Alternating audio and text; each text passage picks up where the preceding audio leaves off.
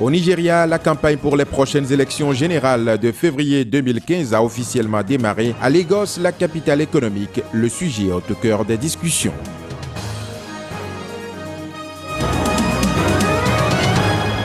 Au Burkina Faso, Michel Kafando, le nouveau président de la transition, entame une semaine chargée pour mettre en place les autres structures du Conseil national de la transition. En Colombie, le gouvernement suspend les négociations avec les forces armées révolutionnaires pour exiger la libération de plusieurs personnes enlevées, dont un général de l'armée.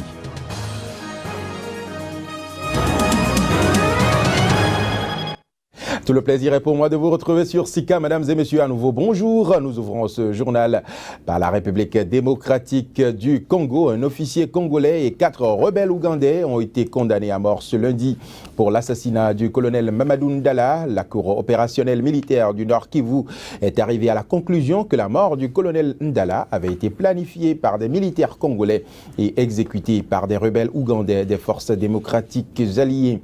Le lieutenant-colonel Nzanzu a été condamné à la peine capitale et radié de l'armée. 4 membres du groupe AFD, dont leur chef Jamil Moukoulou, ont été condamnés également à mort par contumace.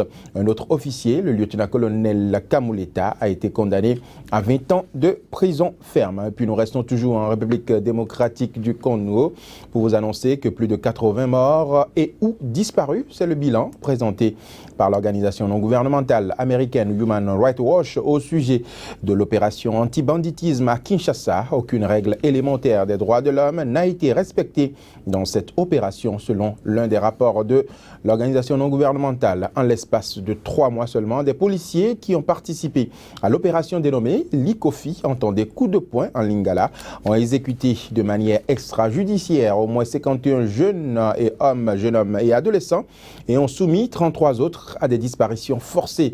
L'organisation de défense des droits de l'homme a alors demandé aux autorités de Kinshasa de suspendre sans délai le chef de la police de la capitale, le général Célestin Kayama, et d'ouvrir une enquête judiciaire sur son rôle présumé dans les exactions commises lors de la dite opération. En réponse aux accusations, le ministre de l'Intérieur a communiqué la liste d'une trentaine de membres de la police condamnés pour leur comportement dans l'opération Likofi, dont 5 pour meurtre ou homicide involontaire et 2 autres pour enlèvement ou détention arbitraire. Le Nigeria, à présent, la campagne dans le cadre des élections générales de février 2015 a officiellement démarré à Lagos, la capitale économique du pays, fief du Congrès progressiste, le principal parti de l'opposition. Les discussions politiques s'animent dans les marchés de la ville où l'on s'interroge sur l'opportunité de second mandat pour le président Goodluck Jonathan, au bilan très contesté. Reportage. Le président Goodluck Jonathan a annoncé mardi dernier sa candidature à sa succession pour la présidentielle de février 2015 dans un contexte sécuritaire critique dans le nord-est du pays où le groupe islamiste Boko Haram étend son emprise en multipliant les tueries. Goodluck Jonathan, âgé de 56 ans, dirige le pays le plus peuplé d'Afrique depuis mai 2010, date à laquelle, alors vice-président, il avait succédé à Umaru Yar'Adua à la mort de celui-ci. Il avait ensuite remporté la présidentielle de 2011. Depuis ce lundi, la campagne pour les élections générales de février 2015 est officiellement lancée dans le pays. Les forces politiques disposent désormais de quelques semaines pour présenter leur programme à la population nigériane. Mais face à la situation sécuritaire de plus en plus dégradée dans le pays, beaucoup de Nigérians s'interrogent sur l'opportunité de reconduire l'actuel président. Cela fait longtemps qu'on vote. Ça fait combien d'années? On n'a vu aucun changement. Alors, pour qui est-ce qu'on va voter? Je ne fais plus confiance aux candidats parce qu'une fois qu'ils sont élus, ils ne font que ce qu'ils veulent, pas ce que le peuple veut. Vous voyez, ils ne se battent pas pour la masse, ils se battent pour eux-mêmes, pour s'en mettre dans les poches. They will fight for their pockets. I can say the situation of this country La situation dans le pays est très mauvaise. En termes de sécurité, vous avez vu les attentats dans le nord. Il devrait faire plus d'efforts pour résoudre les problèmes.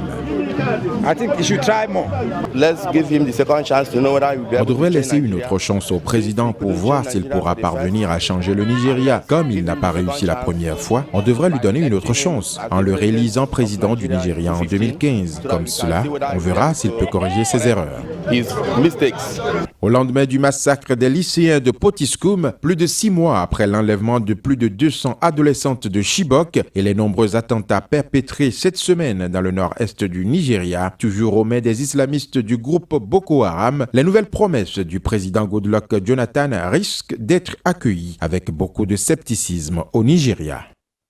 Le Burkina Faso à présent, le tout nouveau président de la transition Michel Kafando prête serment ce mardi et la passation officielle du pouvoir aura lieu le vendredi prochain. Ainsi se présente l'agenda du Conseil constitutionnel qui a confirmé la date de la cérémonie d'investiture. Pour l'instant, le lieutenant-colonel Zida qui a pris le pouvoir le 31 octobre après la chute du président Blaise Compaoré, chassé par la rue après 27 ans de règne, restera donc à la tête du pays jusqu'au vendredi. Reportage.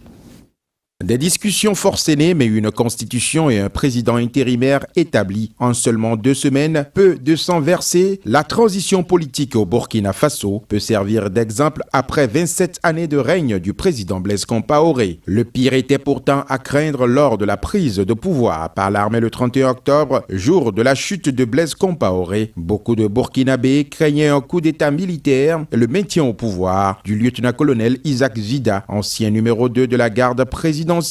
Le Burkina Faso connaîtra donc une semaine très chargée sur le plan institutionnel, marquée également par la nomination du Premier ministre et du gouvernement, ainsi que le choix des membres du Conseil national de transition, le CNT, le Parlement intérimaire. L'opposition, quant à elle, se divise sur la désignation des 30 membres qui lui sont impartis, sur 90 sièges au total dans le CNT. Un camp souhaite que 2 nouveaux députés soient ajoutés aux 28 qui siégeaient déjà dans l'ancienne Assemblée nationale que l'armée avait suspendue. Une autre tendance souhaite une répartition nouvelle. L'opposition burkinabé, marquée par sa faiblesse et son morcellement, n'était unie que sur son hostilité à Blaise Compaoré et son refus d'une révision de la Constitution pour permettre le maintien de celui-ci au pouvoir.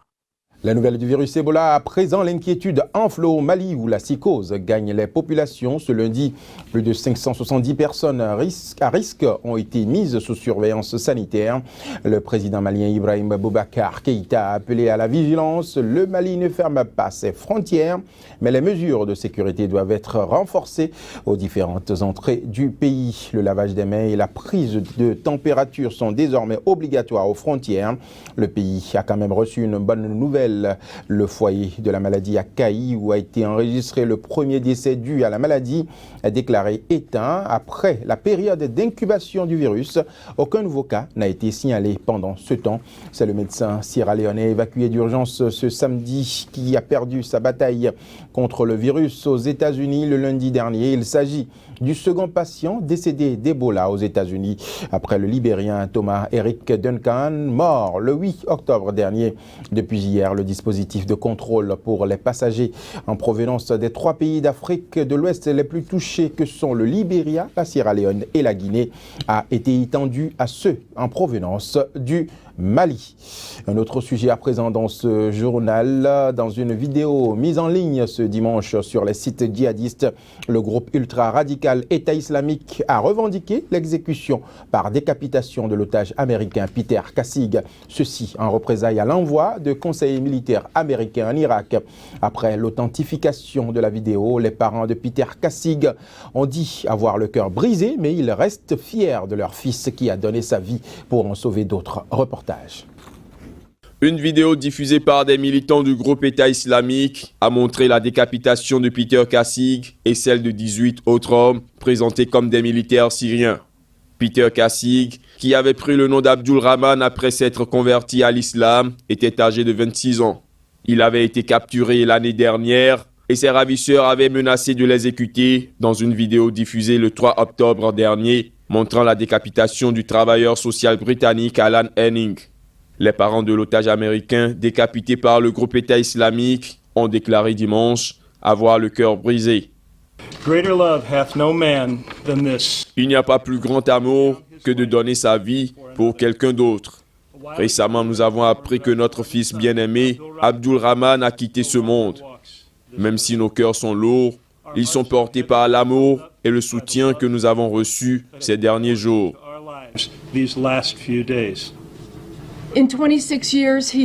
En 26 ans, il a vu et vécu personnellement bien de dures réalités de la vie que la plupart d'entre nous ne pouvons imaginer. Mais plutôt que de se laisser consommer par cette noirceur, il a choisi de croire au bien, en lui-même et aux autres. La vie de Peter prouve qu'il avait finalement raison. Une personne peut faire la différence. Ancien soldat reconverti dans l'humanitaire, Peter Kassig avait constitué et entraîné un groupe de 150 personnes en Syrie pour aider à nourrir, vêtir et soigner ceux qui en avaient besoin. Ed et Paula Kassig disent être fiers de leur fils qui a voulu vivre conformément à ses exigences humanitaires. La Colombie a suspendu ce lundi les pourparlers avec les forces armées révolutionnaires en réaction à l'enlèvement d'un général. Le gouvernement a ainsi décidé de mettre la pression sur la guérilla marxiste afin d'obtenir la libération de l'officier et résoudre la pire crise du processus de paix depuis 2 ans. Reportage. À San Vicente del Caguán, en Colombie, les négociations avec les FARC ont laissé un souvenir amer. Cet ancien fief de la guérilla, situé dans le sud du pays, a abrité entre 1998 et 2002 une première tentative de dialogue de paix qui s'est soldée par un échec et par des combats sanglants. Après 50 ans de conflit, le maire de cette commune reste optimiste. Nous avons l'opportunité de transformer une Colombie de haine et de rancœur en une Colombie d'espérance et d'humanisme. Et cela signifie que nous devons changer notre vision des choses. Ces 2 dernières années à La Havane, le gouvernement et les FARC ont réussi à se mettre d'accord sur la plupart des points de litige. Fin octobre, les rebelles ont même reconnu pour la première fois que leurs actions avaient affecté des civils, alors que le conflit a fait plus de 200 000 morts et 5 millions de déplacés. Mais beaucoup de Colombiens ne croient pas à la bonne volonté des guérilleros et la rancœur reste tenace. Le mal qu'ils ont fait aux gens a laissé une trace indélébile. Ils n'ont pas cessé de pratiquer des extorsions, de prélever l'impôt révolutionnaire. Ils n'ont jamais essayé de rallier les gens à leur cause, ils ont plutôt profité d'eux. D'autres se méfient des intentions du gouvernement, soupçonné d'utiliser les négociations à des fins politiques. Ici, il n'y a jamais eu de processus de paix, il n'y a jamais eu de négociation. C'était seulement un moyen pour évaluer la puissance armée des rebelles et leur pouvoir politique national et international, et pour ensuite les encercler et tous les tuer. Pour l'instant, aucun accord de cessez-le-feu n'a été passé et il reste encore 2 questions clés à trancher pour les négociateurs. Celle des réparations pour les victimes du conflit et surtout celle du sort des 8000 combattants rebelles. L'accord de paix devra stipuler s'ils seront ou non confrontés à la justice. Voilà, ce sera tout pour cette édition. Merci de nous avoir suivis. L'information est en continu sur Sika TV et sur www.sikatv.info.